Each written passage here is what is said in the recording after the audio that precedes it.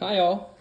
I wanted to do a kind of an interesting video on an interesting topic and a fake unboxing of my PPK. So why I say fake, I've had this gun for about a year and I just wanted to show you guys kind of what it comes with and most importantly, how I resolve the reliability issues of the US made Walther PPKs and PPKSs. So let's get into it. So as you can see, you get a little nice white box. We open it up and then you get a case. You know, it's really, really nice case. And it's like when you open it up, it's like, this is what James Bond would have been given before his mission. I mean, you got a perfect cutout for the firearm. You got a flush mag. And then as you can see in the gun, you got a 7-round mag. If I get into it, get the gun out. Make sure, you guys know it's unloaded and all that good stuff. But this is the Walther US made PPK from Fort Smith, Arkansas, which you've probably seen on a YouTube video of. There's plenty out there. Now, the quality is really good on this gun. Probably one of the best terms of quality I've seen on a handgun. But why you're all here is probably why you want to know how I fixed the reliability issues. And I want to get into that real quick because I've had a long history with this gun. This is my third one. I bought, when these things came out 3-4 years ago, whatever it was, I bought the week of. I bought the PPKS the week of, and in fact, the unboxing video for that firearm is on my channel. It's my first video on this channel. I was so excited when I got that firearm. But the excitement quickly faded when I took it to the range. The thing was jamming left and right. I couldn't get through a box of 50 without having at least 10 jams with that firearm. Like, this is not acceptable. You spend the money on a good gun. I'm going to send this in and get it fixed. I sent it into Fort Smith, Arkansas. They never fixed it. What they did was they just gave me a new gun, which was, to my surprise, I thought that was pretty cool, but maybe not as cool because that gun was jamming too. Not as much, but it was still jamming. So in frustration, I kind of put that gun away and, waited a couple years. Maybe those first round of models weren't the greatest. Then they started releasing the PPKs. The difference between the PPK and the PPKS is the frame. The frames, the PPKs are a 6-round frame as opposed to a PPKS with the PPK with the 7-round, magazine capacity, larger frame. Sold my PPKS and got this because they started releasing them in the new boxes. Same issues. 5 rounds every box of 50. I'm like, why is this happening? Why? And I put hundreds of rounds through it. I'm like, it was first frustrating because you've always, thought of a PPK to be a reliable firearm. But I cracked the code a little bit here. The secret is this. And if you can see that, if I can get up here, it's springs. The factory spring on the PPK is 20 pounds. That's too much. That's way too much, guys. It's too strong of a spring for it to cycle reliably.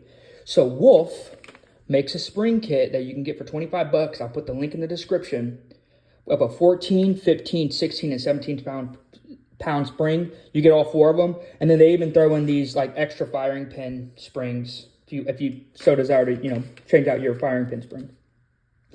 I'm rocking the 17-pound spring. I remember I took this thing to the range a couple weeks ago. I shot 100 rounds through my PPK without one jam. And I'm like, that's never happened before. To me, I kind of feel like, again, I feel like I cracked the code. You just need a lighter spring. And, the reason these things, this is a blowback design, right? Here's your spring. This is the factory 20-pound spring, just for the, video. This is a blowback design. You need energy. You need energy to cycle this firearm. And if this spring's too heavy, you don't get the energy. You need to cycle it. Now, you might be asking, why would Walther put a heavy spring in their firearm that hinders the reliability?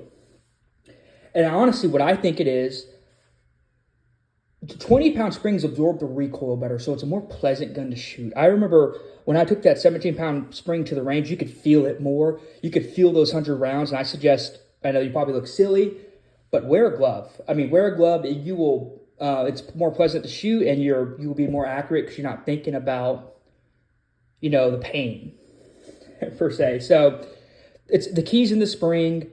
I would feel sorry for the guy who would have put a 14-pound spring in their PPK, because you're not going to have a fun time. It would just be too painful. 17-pound spring and maybe even the 16-pound springs are the ones you need to mess around with, in my opinion. 380s have different, you know, all the ammos are different. Some pack more punch and some don't. Depends on which ammo you're using. I'll put the ammo in the description I used for the 100-round test with the 17-pound spring because it worked flawlessly. But again, you felt it more. But I love this gun. I love the PPK. I've enjoyed having it, and I love the blowback design. And I love it so much that I even bought. Well, this is my favorite gun of all time. To kind of go off topic here. This is the SIG P232. To me, I call it the modern PPK. I think this is the Germans perfecting the design. And this was just by SIG. It was just, you know, high quality, you know, made in Germany, all that good stuff. And why I bring this gun out is because there's a light spring in this P232. You know, it's the same concept. I know it looks long. That thing is a very light spring, and it cycles. So it's easy to rack. When you get this PPK out of the box, you're gonna have it's a little thing, tough little thing to rack. You know, you don't give it to your grandma because she's not gonna be able to rack it back. But that's it, guys. Just, you know, I'll put the link in the description for the spring. But if I put the slide back on this PPK in 1 second, there it goes. Put these two together. The key was in the spring. To me, this is now a much more reliable gun. And honestly, I feel a lot safer now with a 17-pound spring, carrying this on my hip for concealed carry purposes. I feel like I wouldn't have any problems with reliability now that I know I put a lot of spring in it. And just to kind of close this video out, you probably could break in a 20-pound spring with 380 ammo. It will take forever, and it's not going to be cheap. 30 rounds a box is usually what I see 380 going for now.